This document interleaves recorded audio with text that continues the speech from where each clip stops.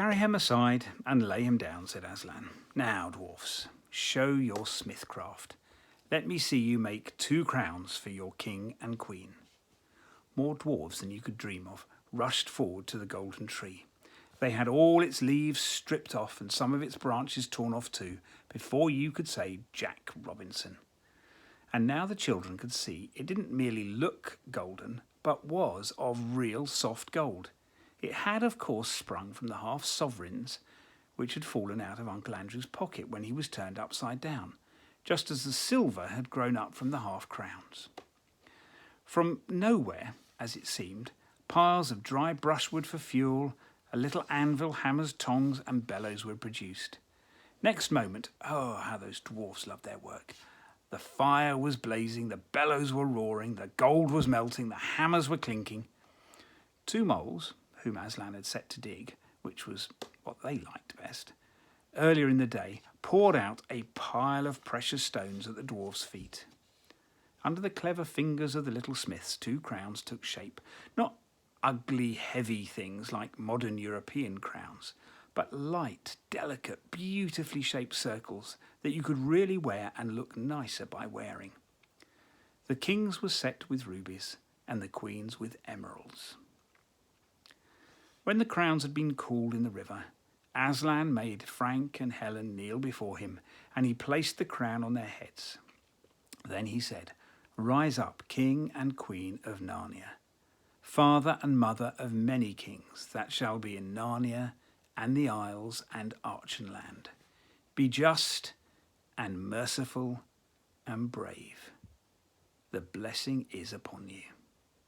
Then everyone cheered or brayed or neighed or trumpeted or clapped their wings, and the royal pair stood looking solemn and a little shy, but all the nobler for their shyness.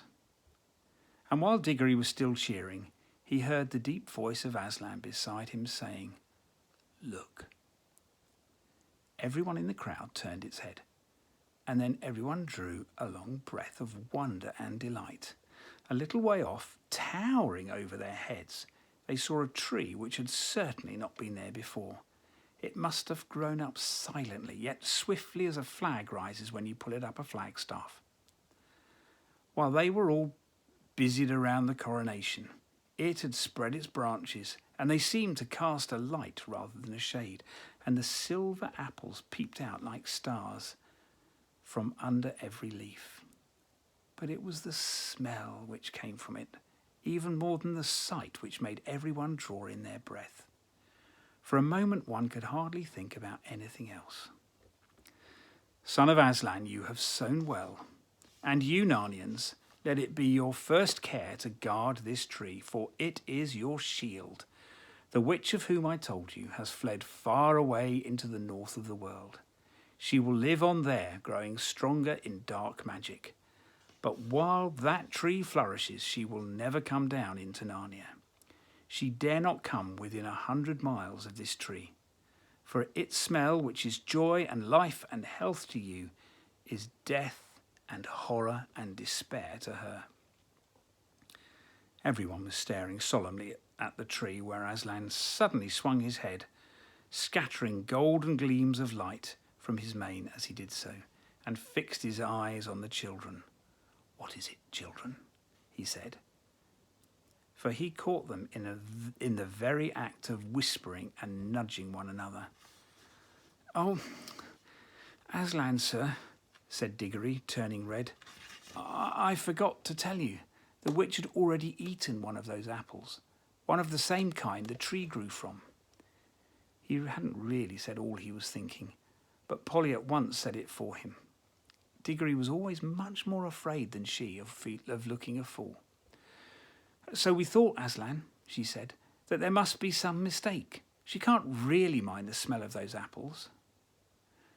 "Why do you think that, daughter of Eve?" asked the lion.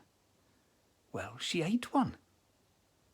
"Child," he replied, "that is why all the rest are now a horror to her. That is what happens to those who pluck and eat the fruit at the wrong time and in the wrong way. The fruit is good, but they loathe it ever after." Oh, I see, said Polly. And I suppose because she took it in the wrong way, it won't work for her. I mean, it won't make her always young and all that.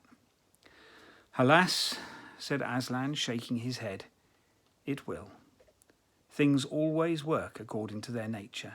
She has won her heart's desire. She has unwearying strength and endless days like a goddess. But the length of days with an evil heart is only length of misery, and already she begins to know it. All get what they want, but they don't always like it.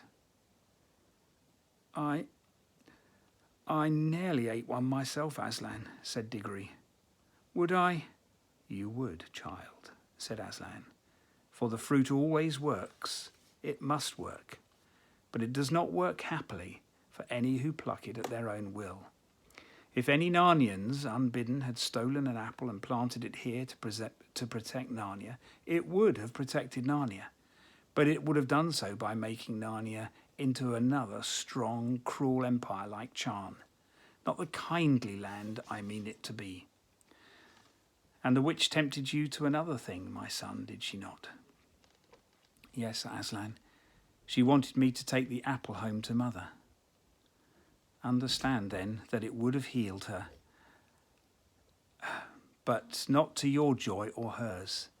The day would have come when both you and she would have looked back and said it would have been better to die in that illness. And Diggory could say nothing, for tears choked him, and he gave up hope of saving mother's life.